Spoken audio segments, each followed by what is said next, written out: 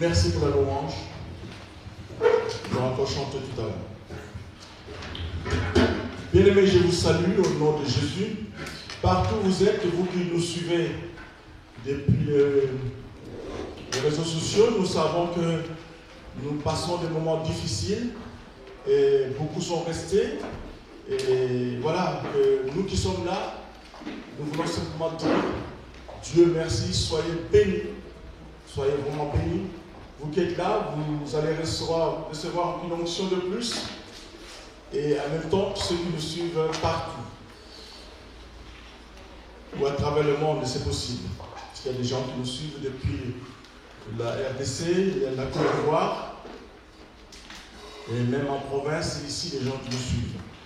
Partout où vous êtes, soyez bénis. Bien-aimés, voilà que nous nous approchons presque, c'est notre dernière semaine de l'année. C'est en fait le temps de faire aussi le bilan. Le bilan, comment Dieu a fait, qu'est-ce que Dieu a fait. Mais nous, on était partis sur la base d'un chemin pour un nouveau départ. Qu'est-ce que Dieu a fait? C'est vrai, c'était un chemin difficile. Mais je sais que le départ, Dieu n'a pas oublié notre départ. Un chemin pour un nouveau départ. Entre-temps, il y a eu l'embuscade, nous avons vécu beaucoup d'obstacles, nous avons eu le Covid qui est arrivé. Mais en tout cas, nous avons tenu tête et nous croyons à ce Dieu.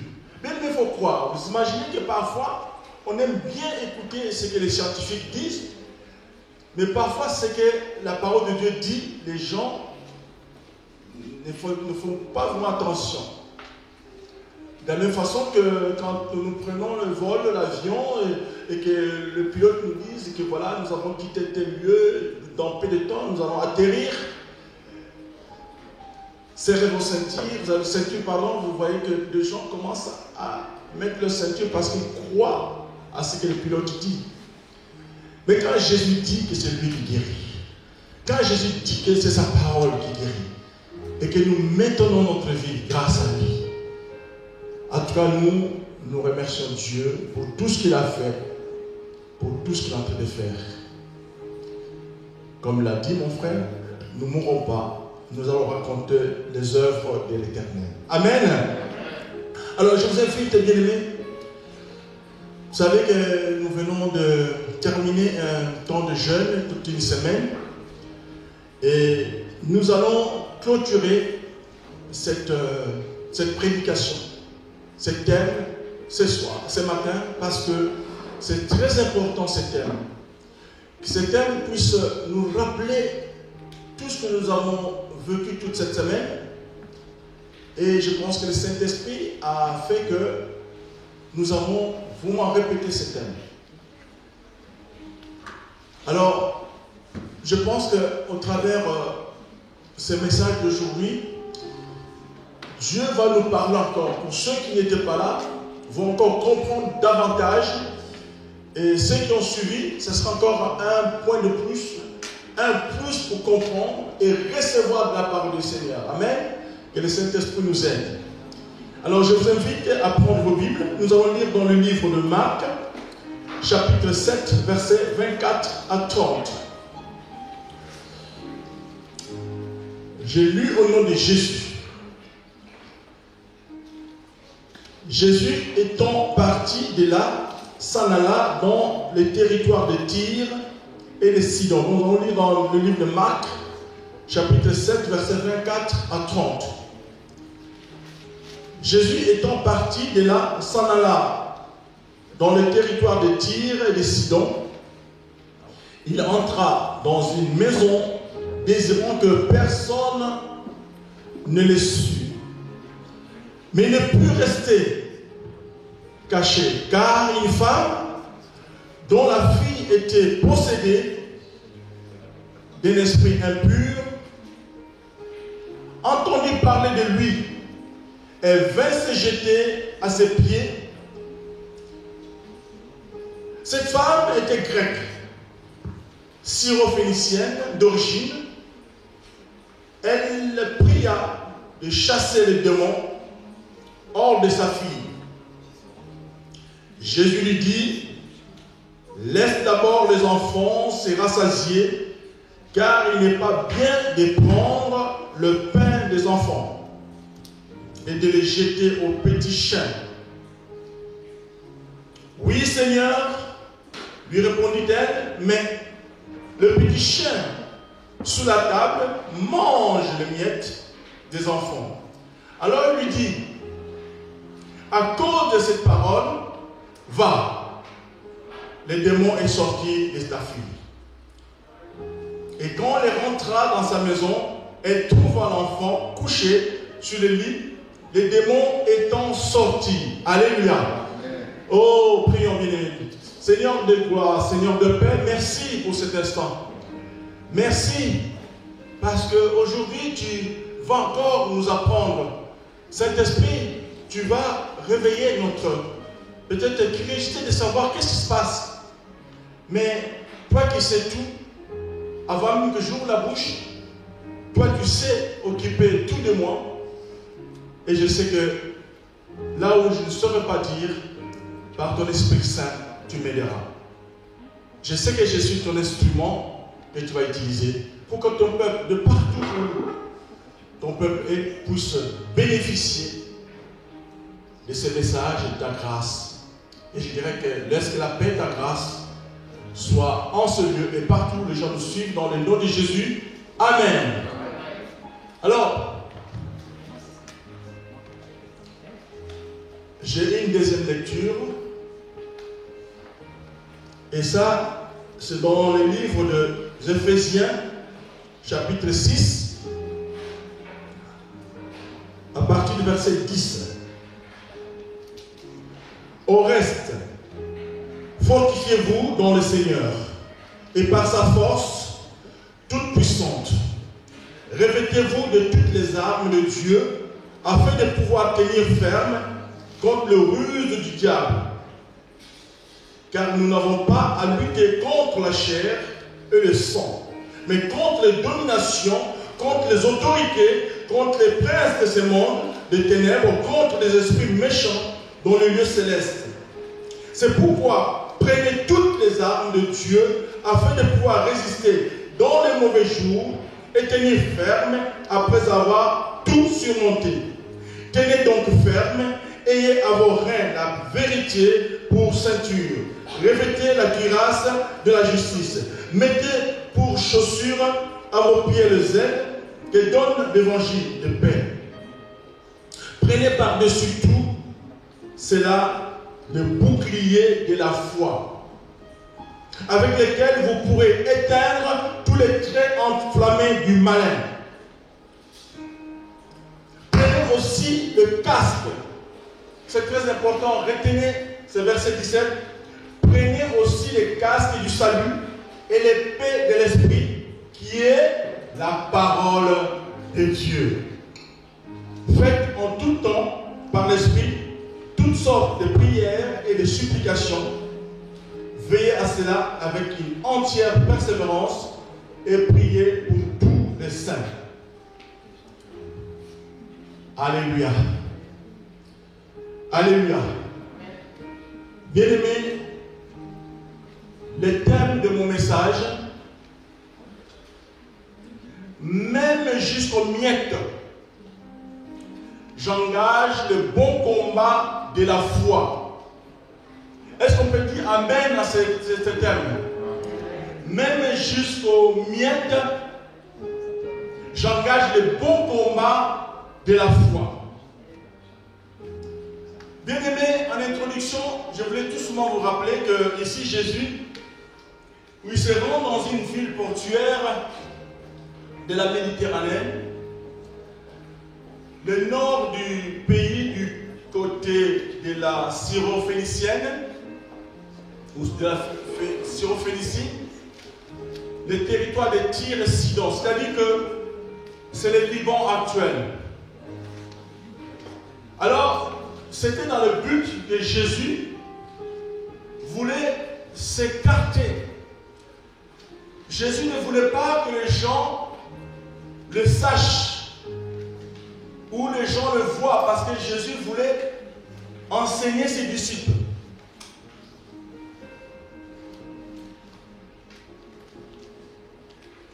Alors, tout d'un coup, Jésus voit une femme qui vient le supplier pour qu'il puisse chasser les démons sur sa fille. Alors Jésus essaie de repousser cette femme. Et Jésus a utilisé un ton fort et dur à son endroit.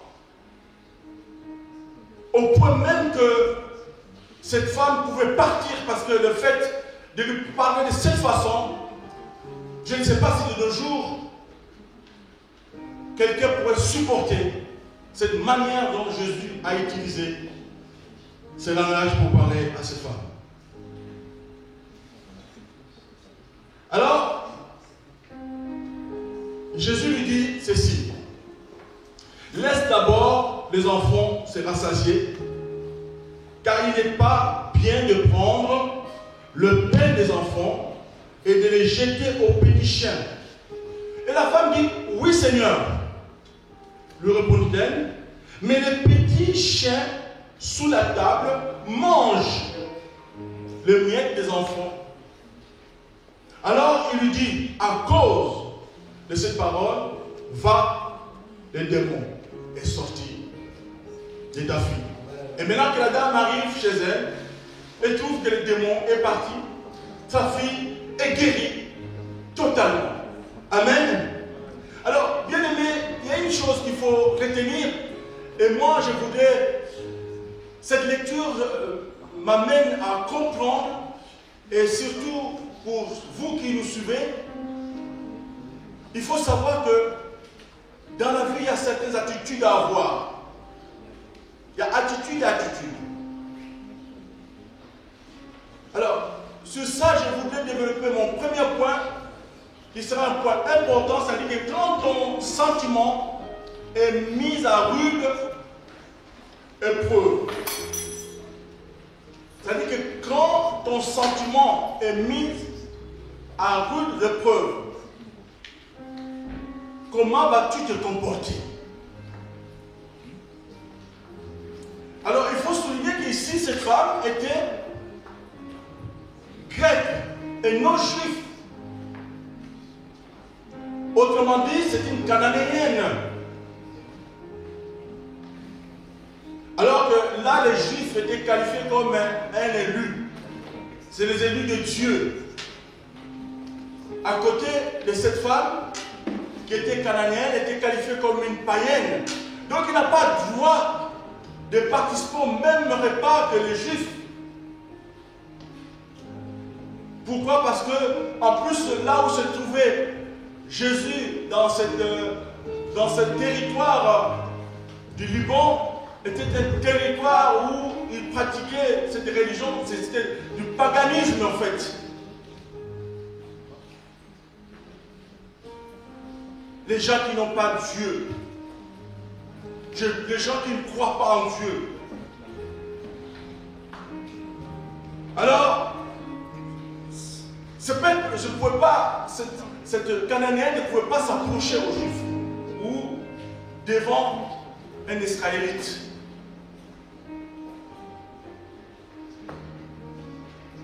Pourquoi? Parce qu'ils avaient, c'était un peuple sans espérance,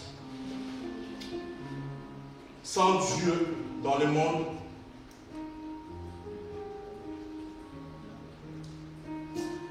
Alors que cette femme, Dieu l'a vraiment repoussée.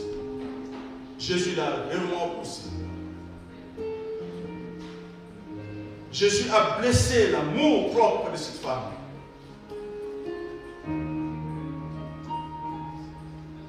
Mais quand Jésus lui dit, il fallait d'abord laisser les enfants rassasiés.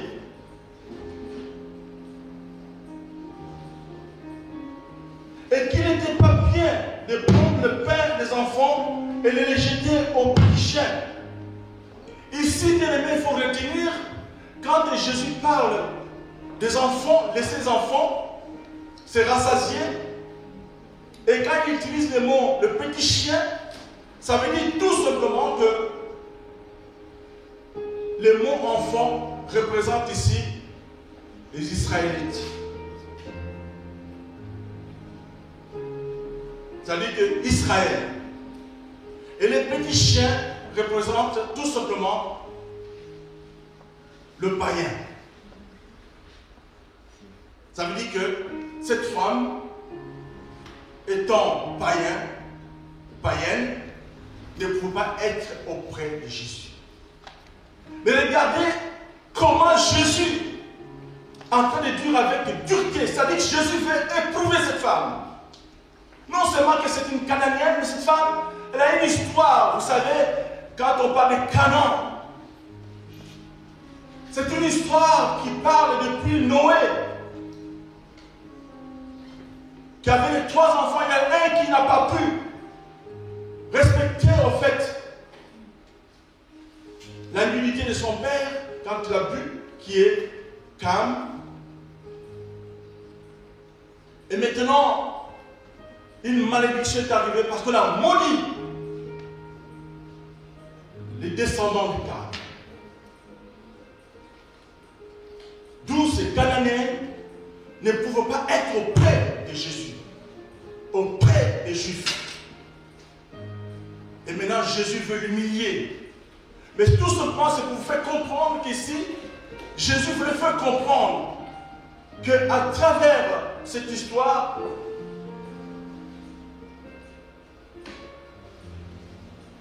malgré les morts forts humiliants, durs de la part de Jésus, cette femme n'a pas craqué. Cette femme n'a pas craqué, bien aimé. Qui peut supporter au côté des chiens? Qui peut supporter cela? Et cette femme, peut-être c'était son jour. C'est pourquoi le thème de ce matin, c'est que même jusqu'aux miettes, je vais combattre le bon combat de la foi. C'est-à-dire qu'il faut comprendre, bien aimé, qu'à un moment donné, il faut savoir comment il faut réagir autour d'un problème. Comment il faut réagir autour d'une parole. Comment réagir autour de quelque chose que tu as vu par tes propres yeux. Comment tu peux réagir quand tu as senti quelque chose. Bref, les 5 sens. Et là maintenant Jésus parle. Cette femme écoute. Qu'elle ne peut pas supporter cela. Mais non. Non seulement que cette femme ne peut pas supporter, et là, elle n'a pas pleuré. Cette femme pouvait dire que oui, même ces miettes qui tombent de la table, les petits chiots aussi peuvent manger ces miettes et être rassasiés de ces miettes. Bien sûr, je ne sais pas ce que les chiens, souvent vous avez toujours vu le chien qui, les chiens normalement ne se mettent pas à table, je ne pense pas. Mais parfois il se met à côté. Et le chien parfois il est nourri du fait que son maître lui jette à chaque fois un petit morceau, un os, ainsi de suite. Dès que le maître est rassasié, et le chien aussi est rassasié.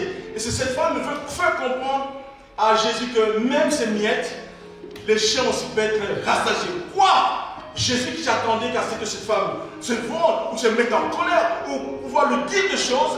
Mais bien aimé, c'est que du coup, Jésus, cette femme ne fait pas ces gestes-là. Cette femme, elle reste et ne craque pas. Cette femme ne craque pas. Elle accepte.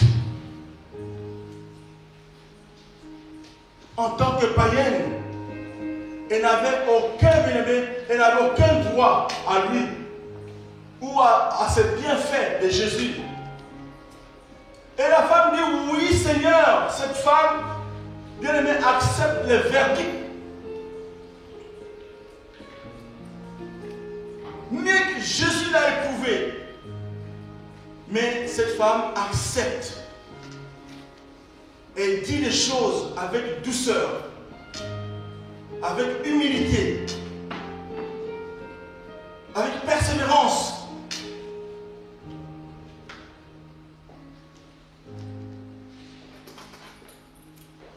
Eh bien, au verset 30, le Seigneur récompense cette femme. Aussitôt la foi de cette femme païenne, en guérissant sa fille, à distance, Et quand cette femme rentre chez elle, elle trouve que sa fille était complètement guérie. Quelle déclaration de foi! Même les miettes qui tombent de la table, les petits chiens peuvent en manger et être rassasiés.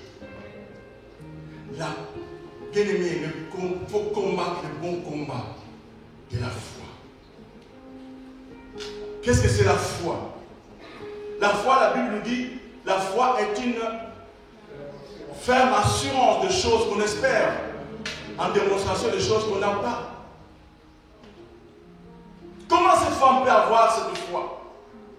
Comment elle qui pouvait ne pas être près de Jésus, près des Juifs, parce qu'elle se sent exclue de ce milieu.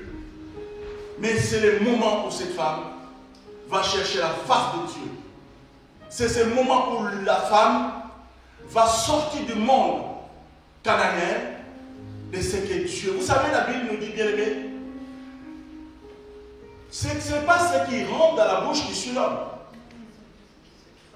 mais c'est de ce qui sort de la bouche qui suit l'homme.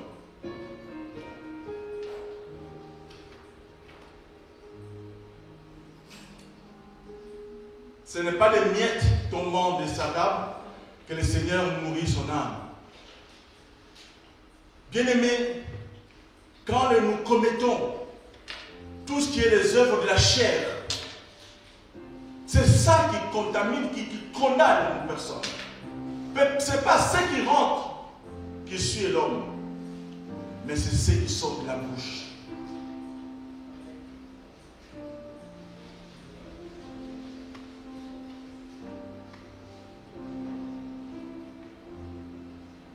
Bien-aimés, je voudrais que vous puissiez comprendre une chose. En lisant ce texte, j'ai essayé de comprendre une chose. J'essaie de comprendre que très souvent, nous arrivons tous, nous, à juger les gens. Nous arrivons tous à déclarer le mal qu'on connaît sur quelqu'un. Nous arrivons tous à distinguer ou à déclarer que telle personne est impure. Mais Jésus est en train de dire aussi que Jésus nous dit que tous les aliments sont purs. Et c'est pour dire aussi que Jésus veut dire que ceux qui sont païens, tous les païens ne sont pas impurs. Alléluia. Donc Jésus peut même dire que les païens ne sont pas impurs. La preuve en est que cette femme qui était païenne, par sa foi, par le combat de la foi, cette femme accepte Jésus. Alléluia. Cette femme qui ne pouvait pas être du camp de Jésus, cette femme devient un sarment qui s'attache au cep. Ça dit que cette femme rentre dans Jésus. Et sa lignée maintenant, qui était une lignée exclue, est maintenant en Jésus-Christ. Alléluia.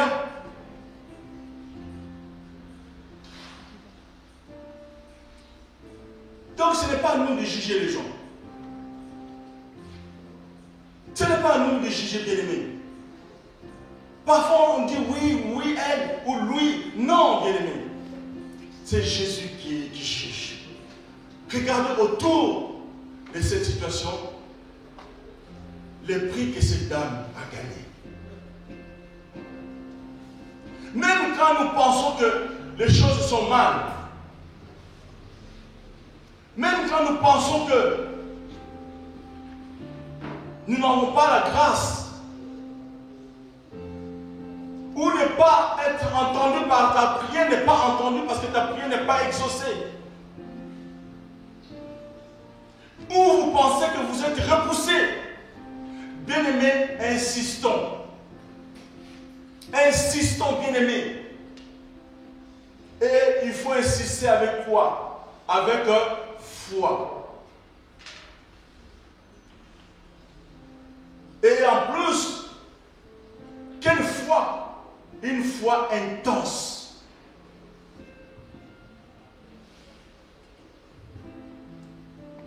Souvent on dit, oh ce sont les pauvres, oh c'est des gens dégradés. Même ils s'attachent pas à Jésus. Bien aimés, nous devons, nous, chrétiens, nous garder de cela. De dire, oui, ils sont des pécheurs. Oh, c'est cela. Non, bien aimés. Oh, ces gens sont de voyage. Non, nous ne le jugeons pas. Dieu donne à chacun sa valeur. Et gardons-nous de dire aussi que voilà, c'est des gens impurs. Ou c'est des gens importants. Souvent on dit, rends pas le Seigneur. Il ne mérite pas d'être là. Non. Bien aimé, il faut comprendre une chose.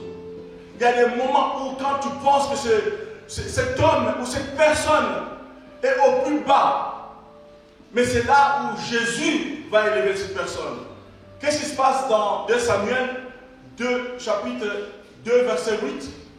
Il dit, de la poussière, le Seigneur retire le pauvre. Du fumier, il relève l'indigent pour le faire asseoir avec le grand. Et il leur donne en partage un trône de gloire. Car à l'Éternel sont les colonnes de la terre, et c'est sur elles qu'il a posé le monde. Regardez, bien aimé, cette femme, à cause de sa foi, à cause de ses paroles, elle s'attache à Jésus. Et là, le salut est rentré en elle. Le fait d'accepter. Et Jésus a dit, il n'a jamais vu aussi une grande foi. Une foi chez une personne qui n'est même pas chrétienne. Mais quel genre de foi? Les sarments qui s'attachent au sein, c'est greffe. Alors il faut combattre le bon combat de la foi. Dans 2 Timothée 4, verset 7, la Bible dit, il faut combattre le bon combat de la foi. C'est l'apôtre Paul qui est en train de dire. On peut peut-être dire que, on peut croire que, de prime abord, on peut croire que l'apôtre pourrait paraître qu'il se vante. Il dit, moi je combats le bon combat de la foi. Et pourtant ce n'était pas le cas. Paul n'exprime pas tellement l'idée d'avoir combattu un bon combat de la foi. Non. Il n'a pas l'idée de dire qu'il va combattre le combat. Mais ce que l'apôtre Paul dit, le combat que lui mène, c'est un combat de la foi. Il y a plusieurs combats. Mais lui, en train de dire, moi j'ai combattu le bon combat de la foi. C'est-à-dire qu'avoir celui de la foi. Non d'avoir combattu un bon combat, mais quel combat? Mais il distingue bien, il combat le bon combat de la foi. Et quelqu'un m'entend ce matin? Il avait dépensé son énergie. L'apôtre Paul dépense son énergie dans un bon combat. Quel est ce combat? Le combat de la foi. Le combat peut aussi signifier une lutte, comme un athlète. J'ai combattu le bon combat, j'ai achevé la course. J'ai gardé la foi. Oh, il est vantard l'apôtre Paul. Non. Lui, il ne dit pas des autres combats, mais il parle de son combat de la foi. Vous savez, dans 1 Samuel, chapitre 1, verset 1, à partir du verset 1 jusqu'à 28, vous allez lire chez vous. Et cela est arrivé aussi à une dame. Bien aimé, je suis en train de bien dire ici, le combat, le bon combat de la foi. La foi est une ferme assurance de choses qu'on espère, en démonstration de choses qu'on n'a pas. Est-ce que quelqu'un me suit ce matin? Ça veut dire que Dieu donne la vie aux morts, il appelle à l'existence ce qui n'existait pas encore. Ça veut dire que Dieu est en train de te dire d'espérer. Moi je suis, ma parole est vie et esprit. Tu dois espérer parce que si tu crois que Jésus est en toi, Jésus n'abandonne jamais cet enfant. Et cette femme, Anne, qui se retrouve avec sa rivale, Pénina, dans 1 Samuel 1, Pénina est en train de la mortifier. Elle est en train de la mortifier parce que tout simplement, Anne est stérile. Elle ne pouvait pas avoir d'enfant. Elle ne pouvait pas avoir d'enfant, Anne. Quelle douleur, quelle souffrance. Mais Anne, malgré qu'elle est mortifiée par sa rivale, Anne va voir le sacrificateur. Anne ne va pas accuser sa rivale pour dire qu'elle regarde comment elle est en train de me mortifier. Je n'ai pas d'enfant. Seigneur, non. Anne est en train de dire que je veux un enfant. Et si j'ai cet enfant, je l'offrirai pour le Seigneur. Alléluia. Et Dieu a entendu à un moment même qu'on est en train de croire que Anne était ivre de la manière dont il priait. Bien aimé, vous savez qu'il arrive des moments où ta douleur est telle que tu ne peux plus parler. Tellement tu pries, mais ça veut dire que tu n'exprimes plus. Et là maintenant, c'est des soupirs inexprimables. Le Saint-Esprit maintenant intercède à ta place. Là, il est en train de... Mais qu'est-ce qu'il est en train de dire? Non, elle est ivre. Non, je ne suis pas ivre. Il faut que se défende. Vous savez, quand tu n'as pas bu, on t'accuse. Que tu as bu, ça fait mal. Je n'ai jamais bu l'alcool. Mais là, elle donne le signe d'une ivrogne. Tout seulement parce qu'elle était dans la prière. Le Saint-Esprit intercède de manière inexprimable. Et voilà, cette femme qui combat le bon combat de la foi, bien aimée. Retenez bien, le bon combat de la foi. Et qu'est-ce que Dieu a fait? A entendu la prière de Anne. Et il a eu Samuel. Et ce qui est bizarre, c'est que cette femme, sans doute, Pénina, qui avait beaucoup d'enfants, qui pouvait se réjouir, qui pensait que son mari allait beaucoup plus avoir d'attention sur elle. Mais c'est ce Samuel qui est né, qui va être un homme important dans la Bible. C'est lui qui va oindre le roi d'Israël. Alléluia. Bien-aimé, ne cherchez pas à aller vers la personne qui est en train de mortifier. Ne cherche pas à des personnes qui te jugent. Ne cherche pas à des personnes qui sont en train d'imaginer des choses. Ne cherche pas. Mais toi, combat le bon combat de la foi. Dieu n'a jamais abandonné. Il dit que je ne te laisserai pas souffrir au-delà de ta souffrance. Tout ce qui se fait, Dieu est au courant. Dieu sait tout, bien aimé. Alléluia. Dieu sait tout, nous l'avons lu dans 1 Samuel 2. Que Dieu sait tout. Dieu, c'est lui qui élève. C'est lui aussi qui abaisse. C'est lui qui donne la vie. C'est lui qui donne la mort. Donc, fais confiance à ton Dieu. Alléluia. La femme au père de sang pendant 12 ans. Cette femme bien-aimée, elle n'a pas eu à aller, je ne sais pas, chercher quelle manière de prier. Mais cette femme a entendu parler de Jésus. Qui est ce Jésus?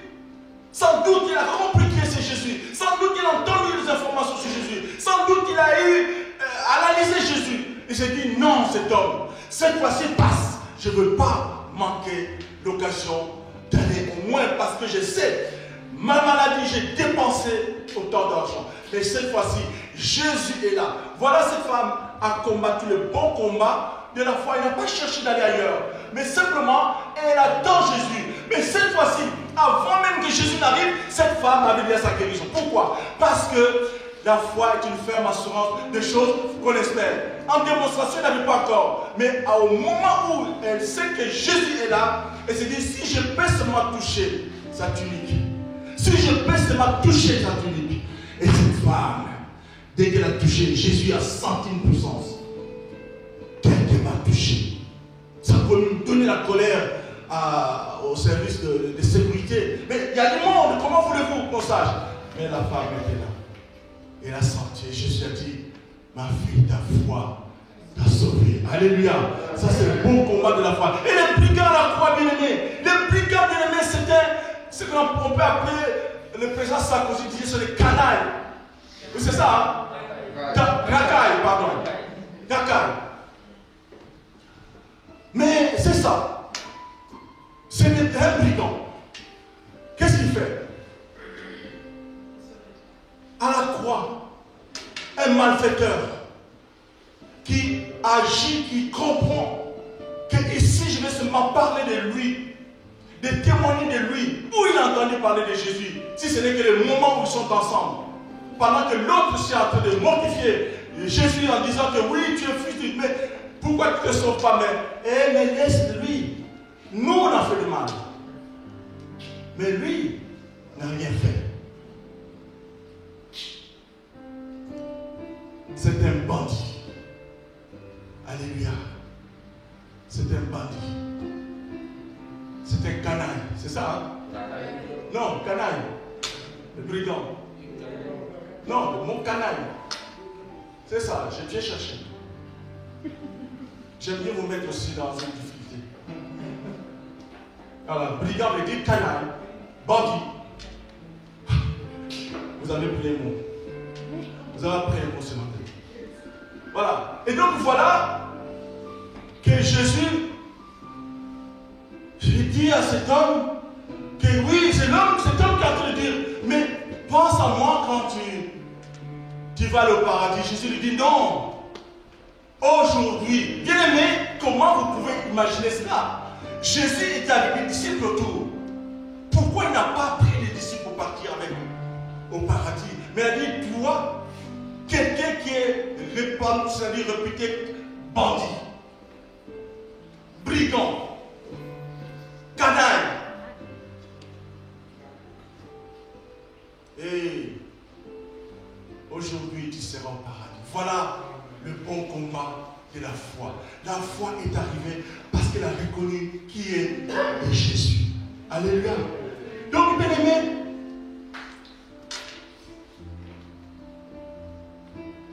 je parle aussi des centeniers. Les centeniers, bien aimés, dans Luc 7, verset 2, dit que Seigneur, dis seulement un mot.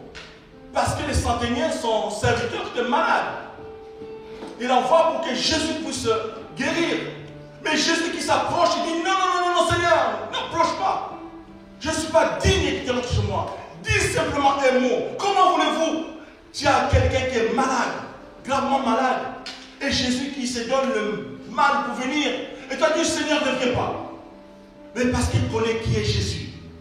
Bien aimé, pourquoi certaines personnes commencent à croire? Et toi qui es dans le Seigneur, parce que tu n'as pas reçu quelque chose, tu commences à douter du Seigneur. Non, enlève cette pensée. Dis simplement un mot. Et Jésus a dit,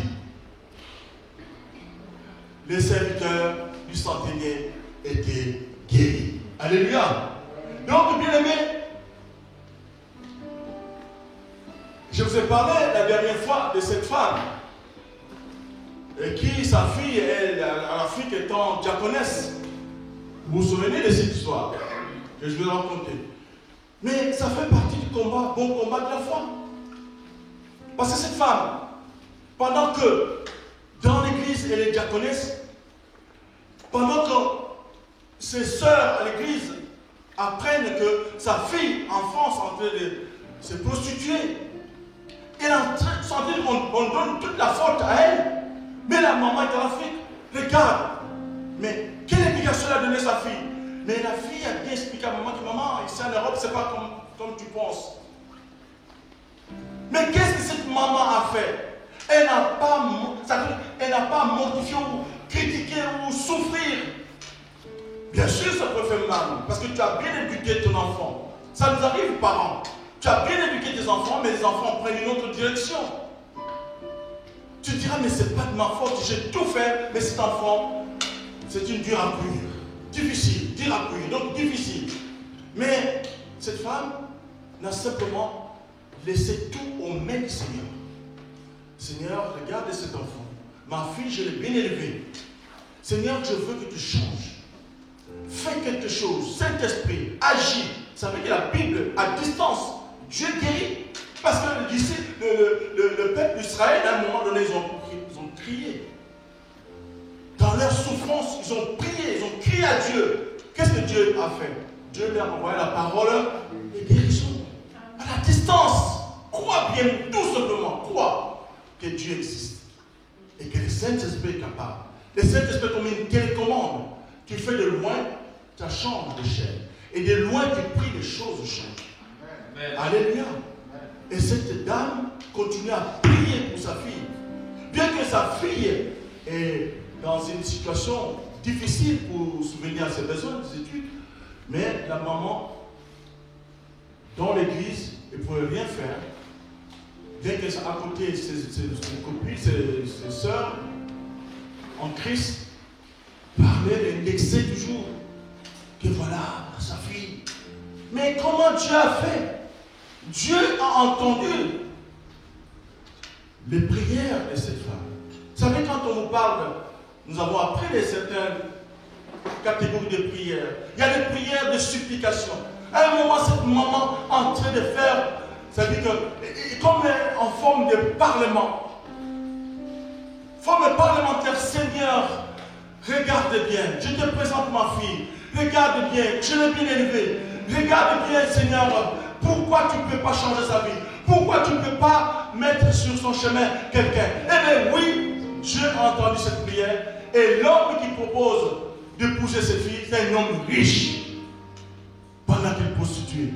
Et maintenant qu'elle est riche, elle va l'épouser. Elle va maintenant rentrer au pays, montrer à sa maman l'homme qu'elle a eu, l'homme riche. Maintenant, la honte s'acquiert à ses amis. Voilà, parfois on n'est jamais satisfait. Quand tu as beaucoup de choses, on te critique, les gens ne sont pas d'accord. Quand tu en manques beaucoup, les gens aussi se moquent de toi. Mais quand tu en as le plus, les gens se souffrent maintenant. Voilà, cette femme a eu sa récompense et a combattu le bon combat de la foi. Alléluia. Et bien aimé, c'est juste pour dire que ça, c'est dans le bon combat. Ça veut dire qu'à tout moment, la parole le dit. On a dit à Abraham, tu auras un enfant. On a dit à Sarah, Sarah, tu ne m'appelles plus Abraham, mais je m'appelle Abraham, le père de toutes les nations. Et Jésus, Abraham, la femme, exécute ça. Le combat de la foi. Ils n'ont pas beaucoup d'enfants, mais ils ont pas. Alors, il y a autre combat, bien aimé. Il y a autre combat. C'est ce que nous venons de lire dans Éphésiens. C'est ce que nous venons de lire dans Éphésiens. La Bible nous dit dans Éphésiens, verset 10, au reste, fortifiez-vous dans le Seigneur et par sa grâce toute puissance. Alors, si vous lisez à partir du verset 10 jusqu'au verset 17, ici, nous avons un ennemi, c'est le diable. Le diable ne veut pas lâcher les chrétiens. Dans ce cas, bien aimé, nous devons saisir les armes spirituelles. Nous entrons dans le combat spirituel. Voilà la différence entre le bon combat de la foi et le combat spirituel. Parce que là, cette dame cananéenne, elle était avec Jésus. Elle a mis sa foi. Elle a espéré avec sa foi. Ça dit qu'elle croit à la parole de Dieu. Elle croit en Jésus. Elle n'a pas nagé le combat, mais la prière. Elle priait. Elle priait toujours. Et Elle a mené le bon combat de la foi. La foi est une formation des choses que j'espère. Je n'ai pas ça, mais moi je crois. Ça va marcher. Oh, les études, ça ne marchera pas. Ça marchera toujours. Oh, je n'ai pas de fiancé. Je sais que Seigneur, tu as dit que tout ce qui existe donne. Même les arbres donnent de fruits. Même les feuilles donnent je ne sais pas quoi. Tout ce qui existe donne. Tu as dit, Seigneur, que tous les aliments sont bons. Alors, Seigneur, je crois. Et c'est ça le combat de la foi. Mais maintenant, il sait que l'ennemi de notre combat, c'est le combat spirituel. Là, maintenant, ce n'est plus le combat, ce n'est pas le bon combat de la foi, mais là, c'est le combat, bon combat, c'est-à-dire le combat spirituel. Mais ça veut dire qu'il y a un combat. Et ce combat, pour le mettre en pratique, il faut utiliser les armes de Dieu. Il faut, dans ce cas, il faut utiliser maintenant les armes. Alors, dans le bon combat de la foi, tu n'as pas utilisé les armes, mais tu as ta foi qui te dit, non, ça marchera. Non, je ne suis pas pauvre. Je ne suis pas pauvre. Je suis malade. Non, je serai guéri. Ce n'est pas ta prière. Mais là, ici, la Bible a dit, au verset 10, il est en train de dire ici que nous devons tous les savoir, bien aimés. Dans le combat de la foi, Jésus a déjà combattu pour nous. Jésus est mort à la croix pour nous. Jésus est descendu dans le séjour de mort. Jésus est revenu avec les quais de séjour de mort. Donc Jésus a combattu, bien aimés. Et donc nous devons savoir, quand il est ressuscité, quand il était à la croix, les diables étaient contents, ils disent que je l'ai eu. Mais quand il a vu 3 jours après, Jésus est ressuscité. Et bien les diables commencent à souffrir. Il dit, mais comment ça se fait? Mais oui, bien aimé, rappelez-nous que depuis là, nous sommes vainqueurs. Alléluia. Nous sommes vainqueurs. Nous devons le savoir. Parce que même David est dit dans sa prière, dans le psaume 16, verset 8, il dit que j'ai constamment l'Éternel sous mes yeux. Quand tu es à mes côtés, je ne tombe pas. Alléluia. Jésus a enlevé Satan les clés de l'enfer et la mort. Une fois Jésus nous a délivrés de nos péchés et du séjour de mort. Il était impossible qu'il fût retenu captif plus longtemps.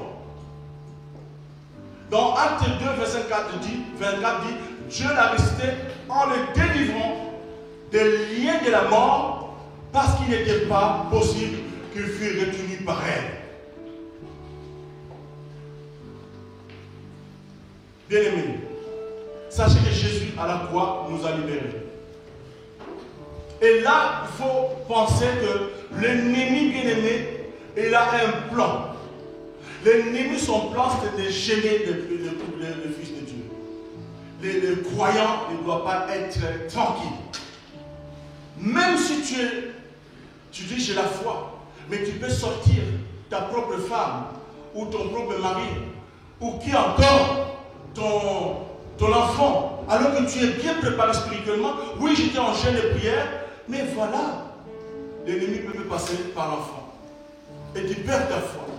Et tu commences à dire des choses. C'est pourquoi nous devons avoir maintenant à combattre le bon combat de la foi. Dans le verset 10 ici, Dieu est en train de dire qu'en s'adressant à toute la famille, l'apôtre Paul lance un appel émouvant en tant que soldat. Il nous dit que tout enfant de Dieu véritable doit savoir que la vie chrétienne est un combat. Dis combat.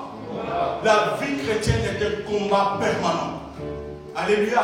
Et toi, tu dois être armé des armes spirituelles afin de combattre le ruse de l'ennemi. Alléluia. Ça veut dire que tu dois être armé tous les jours, tous les matins, afin de combattre le ruse de l'ennemi. Mais dans tout cela, il n'y a qu'une chose qui est très importante. Vous allez voir que vous allez avoir le casque du salut, vous allez avoir les armes afin de pouvoir se résister au moment terrible de l'ennemi quand il nous tente. Et nous devons aussi savoir qu'au verset 17, il dit, prenez aussi les casques du salut et l'épée de quoi? L'épée de l'esprit qui est la parole. Et ça, c'est très important, bien aimé. Vous savez qu'il y a beaucoup de chrétiens. Grand problème de croyants, c'est ça. C'est qu'ils ne connaissent pas parmi les armes celle qui est plus puissante, qui est la parole. Alléluia. Qui est la parole. L'épée de l'esprit, qui est la parole. Si nous lisons dans Hébreux 4, verset 12, il nous dit, par la parole de Dieu, bien aimé, ce passage, notez, s'il faut souligner en rouge, 1000 rouges, je ne sais pas quoi, quelle couleur, souligner. Hébreux 4, verset 12, qui a dit, car la parole de Dieu est vivante et efficace, plus tranchante qu'une épée quelconque, à 2 tranchants, pénétrante jusqu'au partage, à partager âme, esprit. Et suivez bien, jusqu'à partager quoi? Âme, esprit, jointure et moelle.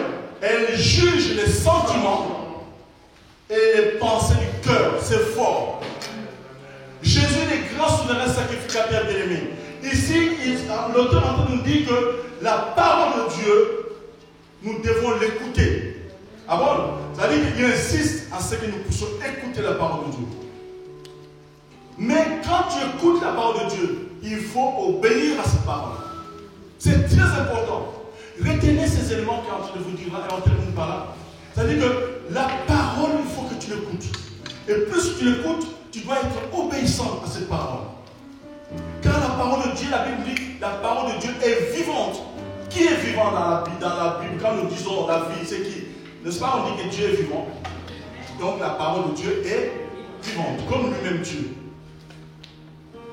Dieu avait déjà souligné l'efficacité de sa parole.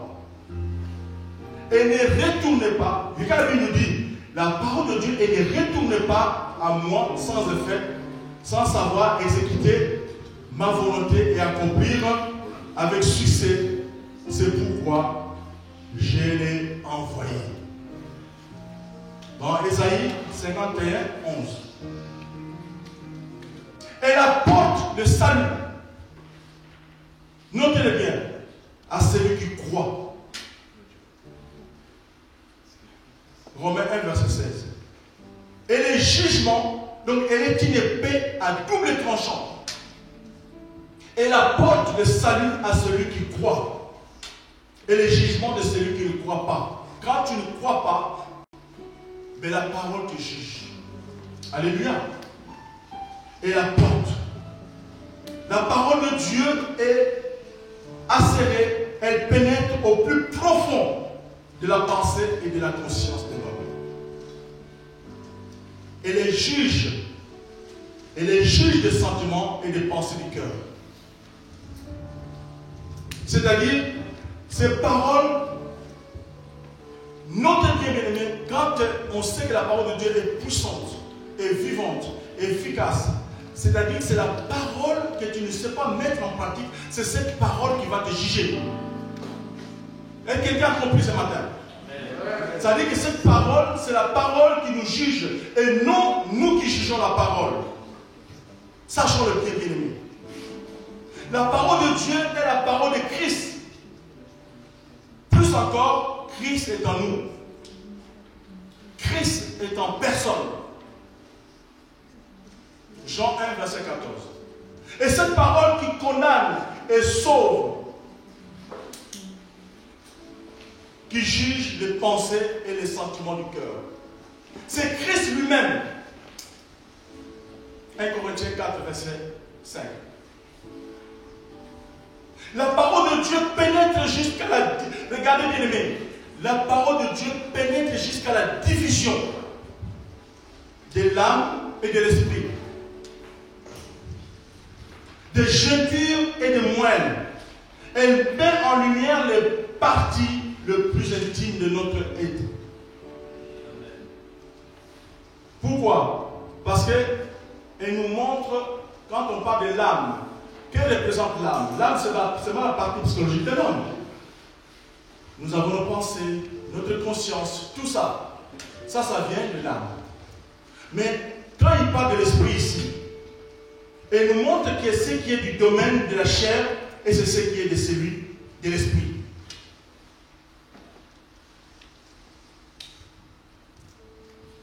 Elles sont de notre âme, c'est-à-dire les sièges de nos pensées, de nos motivations profondes et de nos désirs.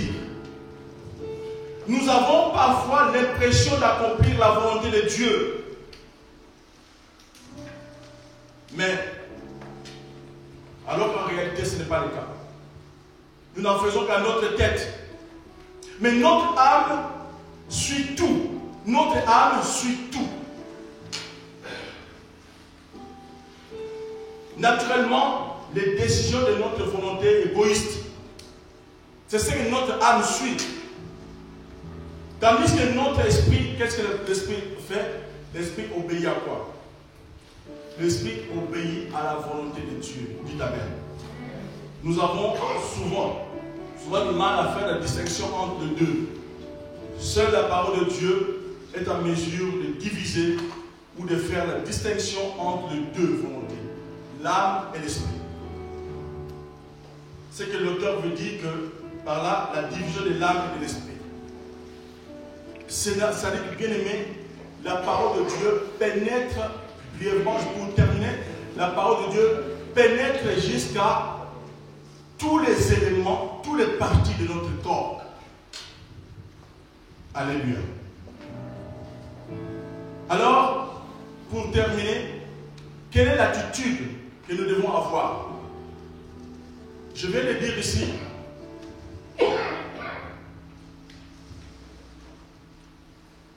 Entre cette femme qui a, vous avez vu, qui a mis ce bon combat de la foi, qui a combattu le bon combat de la foi, et l'autre partie du combat, c'est de combattre le combat spirituel. Dans le combat spirituel, il faut toucher quoi? Les armes spirituelles. Il faut que tu sois armé, que tu sois une armure. Il faut que tu les déclares. Il faut déclarer le combat. Il faut déclarer la guerre à l'ennemi. Là, c'est par la parole de Dieu. Et cette parole, si tu la dis avec foi, elle va être pénétrante. Bien aimé, à chaque fois, même quand quelqu'un est malade, quand tu sais que ce n'est pas dans une conscience simple, parce que je vais dire mon âme, je crois que je vais dire ça, mais est-ce que ça marchera? Non. Mais si tu dis que la partie, cette parole pénètre dans le parti secret de l'homme, ce que tu diras, si tu ne doutes pas, si tu as la foi, ce que tu as dit va s'accomplir au nom de Jésus. Alors, entre les deux, l'attitude à adopter, c'est quoi? Dans le bon combat de la foi, comme cette femme cananéenne, malgré le mot dur que Jésus a utilisé, quelle a été l'attitude de cette femme? Il faut le noter. C'est que d'abord, elle était humble. Amen. Elle était humble. Cette femme, elle était persévérante. Alléluia. N'est-ce pas? Donc cette femme, elle était persévérante. Et quoi encore? Parce qu'elle aurait utilisé tous les mots possibles. Mais cette femme, elle s'était. Elle n'a pas dit des choses. Mais elle a utilisé les paroles. Les paroles qui l'ont amené à être sauvé. Les paroles qui l'ont amené au salut. Alléluia. Donc là, bien aimé, cette femme, elle était humble. Elle était quoi encore? Elle avait la maîtrise de soi. Alléluia. Elle avait la maîtrise de soi. Elle n'a pas craqué. On a tendance à dire des choses. Nous avons cette attitude. Hein. Quand quelqu'un te dit, même ton mari ou ta femme, on a toujours tendance à dire, je ne me laisse pas faire. Je ne vais pas répondre au tac au tac. Mais c'est le moment que tu es en train de perdre. Oh, la maîtrise de soi, c'est ça. Je vais dire non, je ne dis pas. Jésus, à un moment donné, il s'était. Dans Matthieu 23, Jésus l'a fait. 25, il l'a fait. On est en train de le juger. Il dit, mais tu ne dis rien. Jésus s'était. Et est-ce que tu es le Fils de Dieu? Jésus parle. Et quand on insiste, parce que tu crois que tu es Jésus, on est en train de cracher sur Jésus, Jésus ne craque pas. Et cette femme n'a pas craqué. Voilà cette attitude, la maîtrise de soi, l'humilité et la persévérance.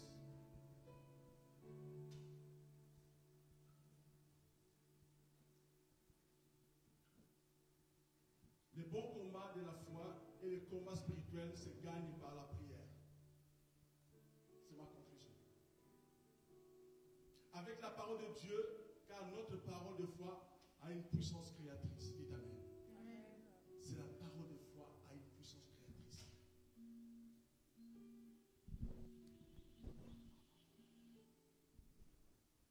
Je voudrais vous inviter à vous lever.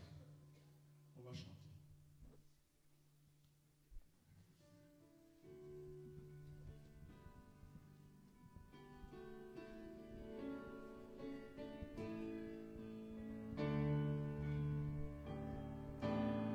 Jésus-Christ est son nom. Jésus-Christ est son nom. Jésus-Christ est son nom. Jésus-Christ est son nom. Jésus-Christ est son nom. Jésus-Christ est son nom. Jésus-Christ est son nom. Jésus-Christ est son nom. Puissant guerrier, fort dans les combats. Jésus-Christ est son nom. Puissant guerrier, Puissant guerrier, fort dans les combats.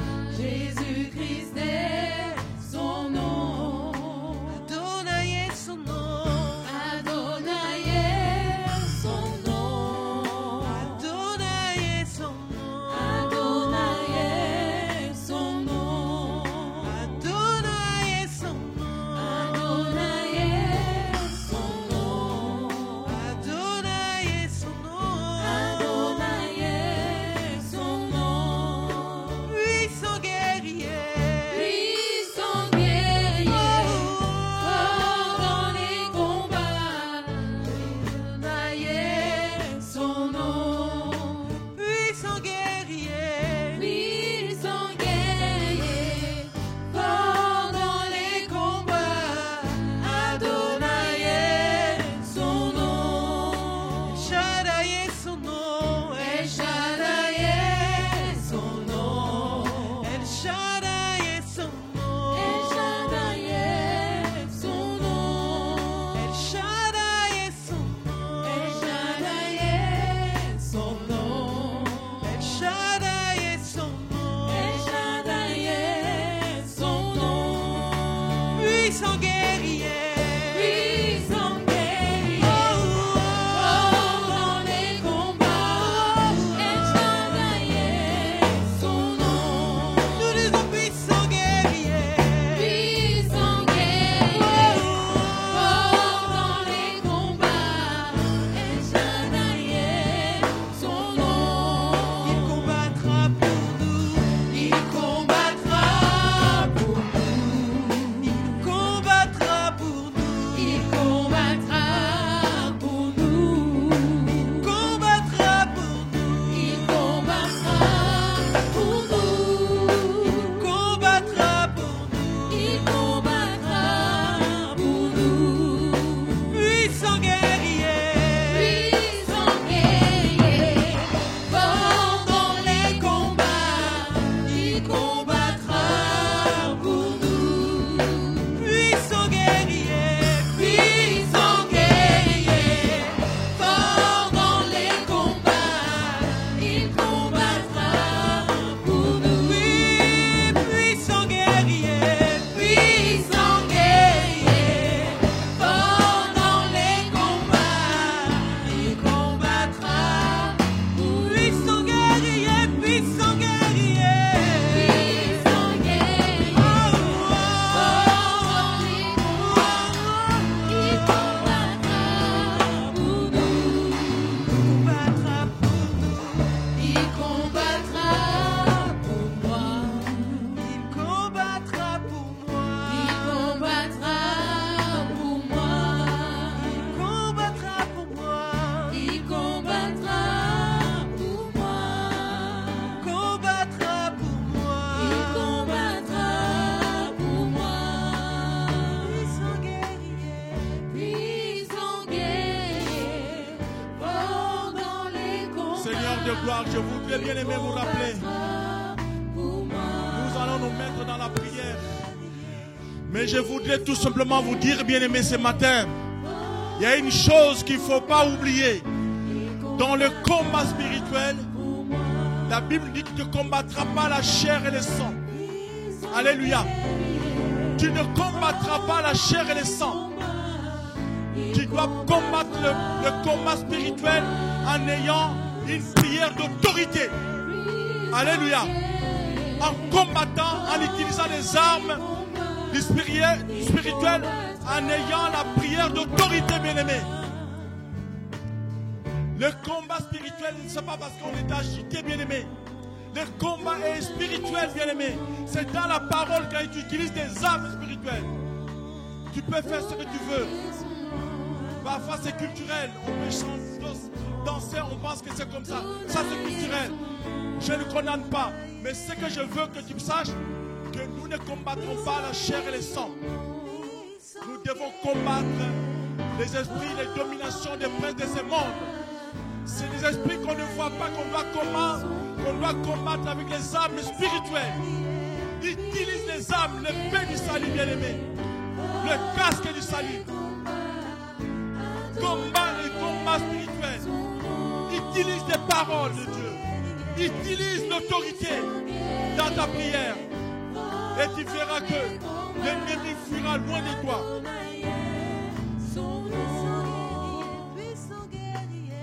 Il faut rester persévérant dans la vie.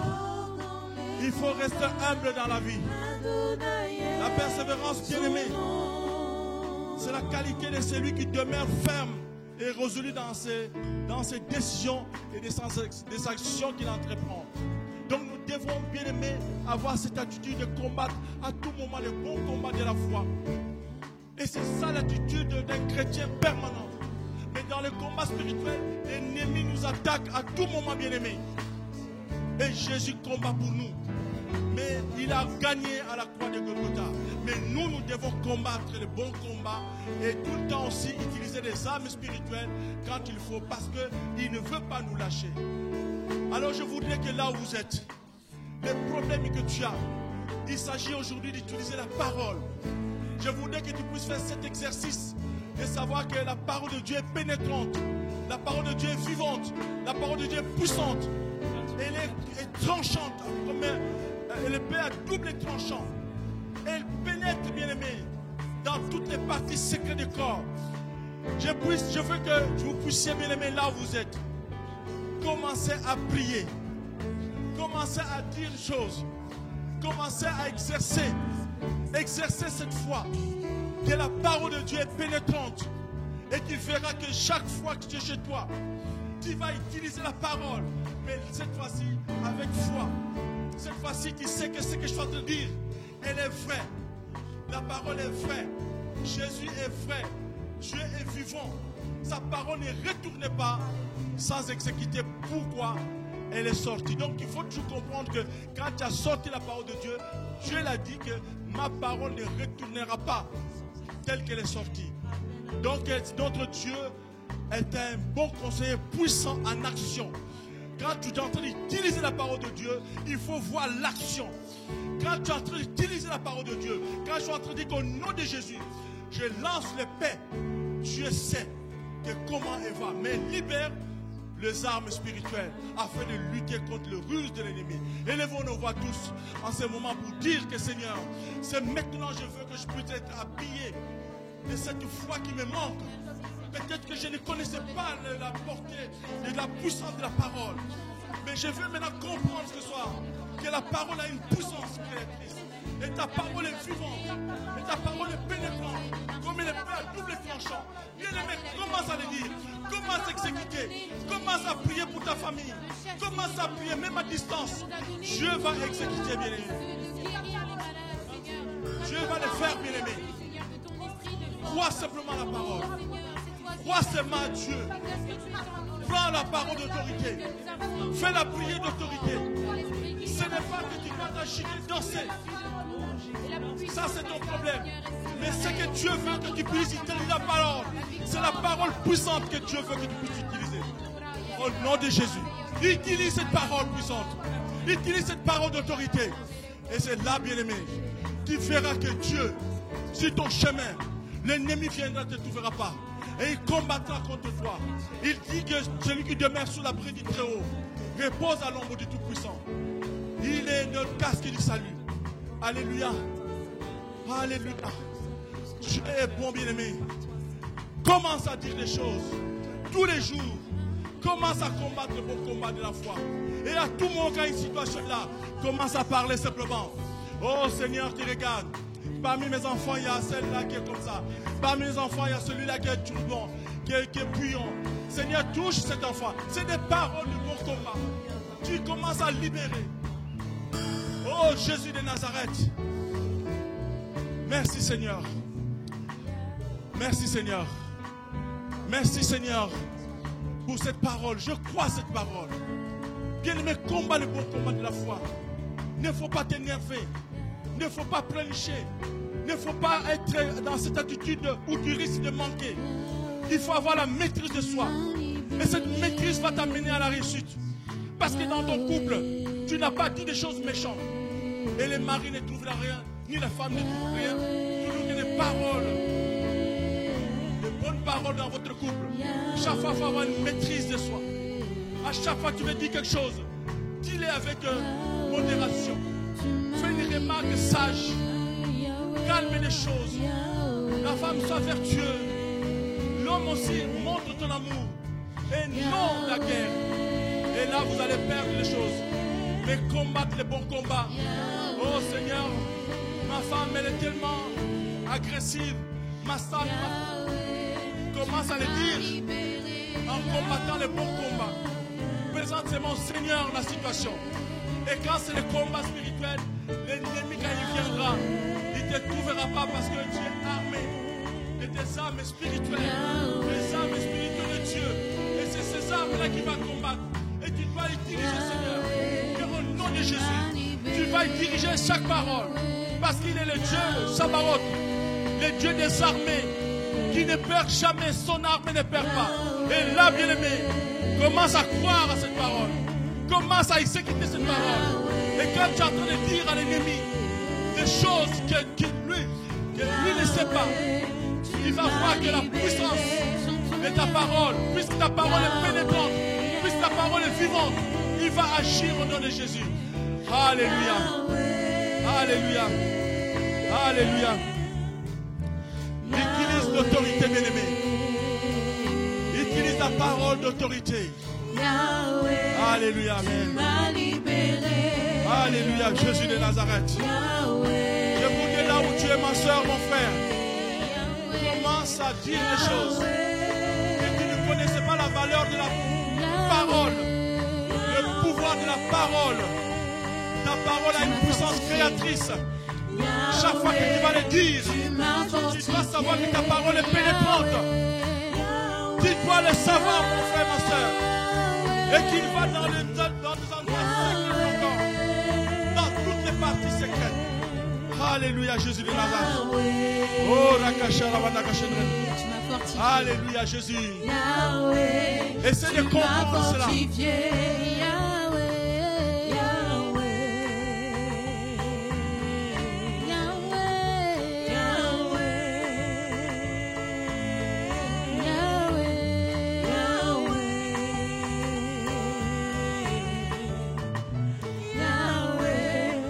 Alléluia. Amen, amen, amen. Amen. Amen. Amen. Seigneur notre Dieu, je te remets ces moments. Tu es Dieu tout-puissant. Seigneur, nous avons compris que pour toi, qu'on soit païen, qu'on soit autre, tout le monde est accepté par toi. Seigneur, Jésus, ce matin, tu nous as fait comprendre que cette femme qui était cananéenne, qui ne pouvait pas t'approcher, mais elle a dit des paroles qui t'ont touché. Tu l'as mis à l'épreuve, mais tu l'as touchée. Elle a été touchée. Et regarde le gain de cause, cette femme, qui sort du monde d'esclavage, ou qui ne peut pas approcher Jésus. Mais toi, tu viens de nous dire que tous les aliments que nous mangeons sont bons, sont purs. C'est nous, de ce que nous mangeons, ce qui rentre ne nous suit pas, mais ce qui sort de notre bouche. Donc nous devons faire attention aux œuvres de la chair. Et c'est là qui suit l'homme. Regardez cette dame, tout seulement parce qu'il y avait une loi qui était depuis Noé. Et maintenant, cette loi a été utilisée par des hommes. Mais toi, tu veux que nous puissions vérifier la parole. N'écoutons pas seulement ce qui ne vient pas de toi. Nous ne devons pas le mettre en pratique. Ou ce qui était la loi des hommes, nous ne devons pas mettre cela en pratique. Mais nous devons pratiquer ce que toi tu nous recommandes. Toi, ce que tu dis que nous devons exécuter.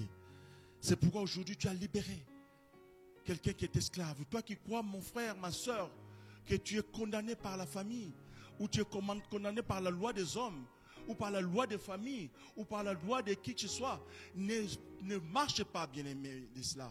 Crois en Jésus. Utilise les âmes spirituelles. Combat les esprits. Lis les liens qu'il y a entre toi et ta famille. Les liens héréditaires, tu es capable de les lire. Parce que ce ne sont que des liens qui sont des hommes ou les liens héréditaires. Mais Dieu t'est capable, comme tu as libéré cette femme cananéenne. Ce matin, Seigneur, je voudrais que celui qui se croit être sous la malédiction, au nom de Jésus, dit que cette malédiction ou les lois de la famille, je ne suis pas sous la loi de la famille, mais je suis sous la grâce. C'est sous la grâce dont je dois croire à ce Jésus. Bien-aimé, commence à penser à cela. Commence à le dire que si Dieu tu es pour moi, qui sera contre moi? Et chaque fois que maintenant ma famille me dit des choses, ça ne marchera pas parce que c'est sans effet. Jésus est en moi. Le fleuve d'eau vie coule en moi. Ils viendront, ne me trouveront pas. Alléluia. La parole de Dieu nous dit, la parole de Dieu est vie et esprit. Si Jésus dit, je combattrai pour toi, ne doute pas cette parole. Alléluia. Et nous devons aussi utiliser les armes spirituelles afin de lutter contre le ruse de l'ennemi. Alléluia. Laisse que la paix et la grâce de Dieu vous soient multipliées au nom de Jésus. Amen.